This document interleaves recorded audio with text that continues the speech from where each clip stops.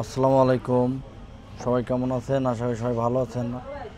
আমি এই যে গুগল পিক্সেল 6 এই ফোনটা আসছে, তো এই ফোনটা আসলে এটা সমস্যা চার্জিং পোর্টের। হ্যাঁ, তো আমরা আজকে ফোনটা খুলবো না। হ্যাঁ, কাস্টমার নিয়ে আসছে, দেখেন সমস্যাটা আসলে